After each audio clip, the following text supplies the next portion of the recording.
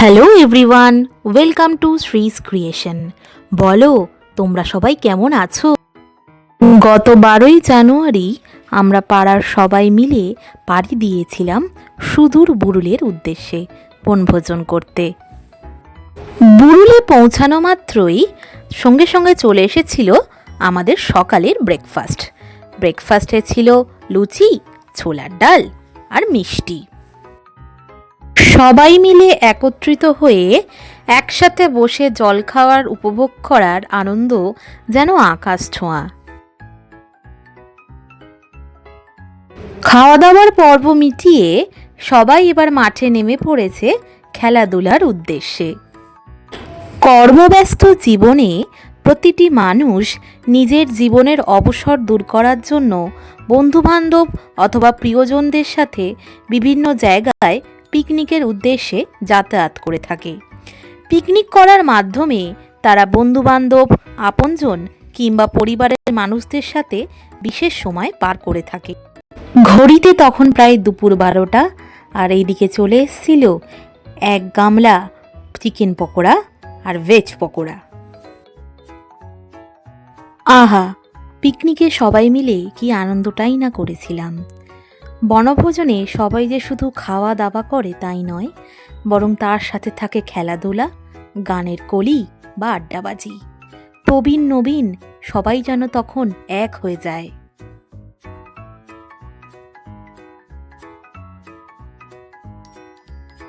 খাওয়া দাওয়ার পাশাপাশি আমাদের পিকনিকে সকলের জন্য আয়োজন করা হয়েছিল কিছু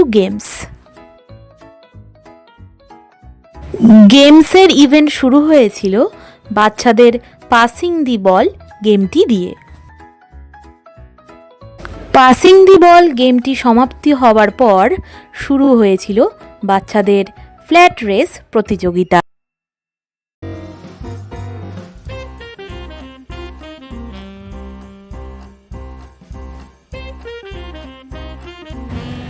বাচ্চাদের মধ্যে চলছিল টান টান উত্তেজনা এবং হাড্ডাহাড্ডি লড়াই।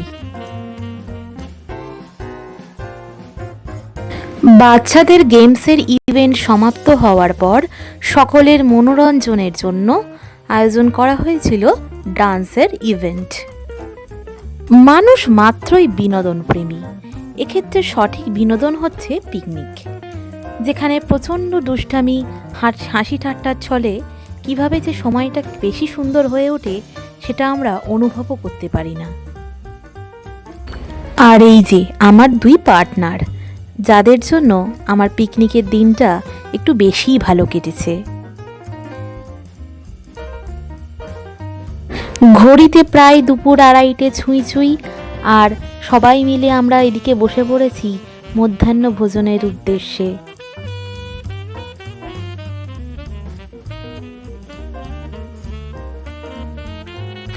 পিকনিকের মেনুতে ছিল ভাত, লবণ ও লেবু, স্যালাড, ডাল, বেগুনি, নবরত্ন, মাছের কালিয়া, মাটন কষা, চাটনি, পাঁপড়, মিষ্টি ও সর্বশেষে একটি করে কমলা লেবু।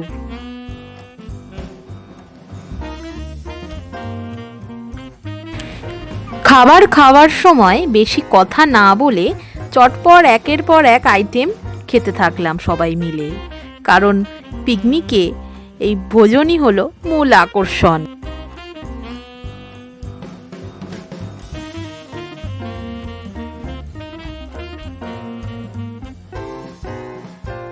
প্রত্যেকটি আইটেমের স্বাদ ছিল অভূতপূর্ব। খেয়ে মনে খুব তৃপ্তি পেয়েছিলাম।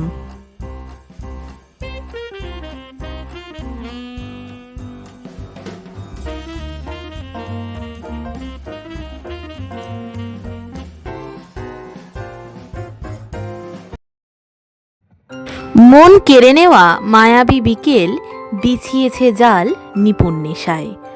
গেল গেল সব, ভেঙে গেল শন, উল্লাসে ঢালা এই অরণ্য আবার আবার শেষবার বুঝি ভালোবেসে নেবে।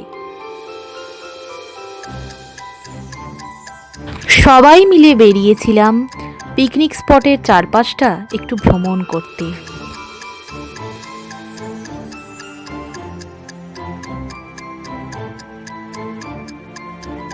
হাঁটতে হাঁটতে সবাই মিলে এলাম নদীর তীরে। বিশালাকার এবং নয়নাভিরাম নদীর তীরে এসে মানুষ কখনোই অসুখী থাকতে পারে না।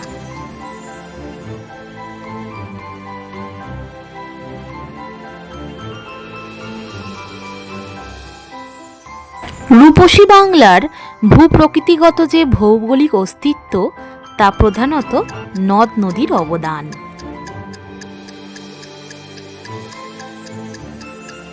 সবাই মিলে নদীর তীরে তুললাম কিছু ফটো। নদীর তীর থেকে একটু ঘুরে এসেই আবারও বসে পড়লাম দোলনা চড়তে। নিজের ছেলেবেলাটা আবারও ফিরে পেলাম। আর এদিকে তখন চলছিল পিকনিকের সর্বশেষ গেম ইভেন্ট।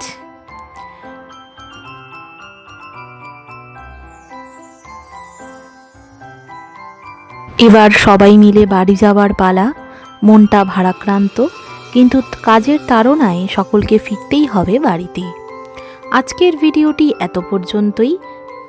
দেখা হচ্ছে পরবর্তী নতুন একটি ব্লগে। ততক্ষণের জন্য টাটা।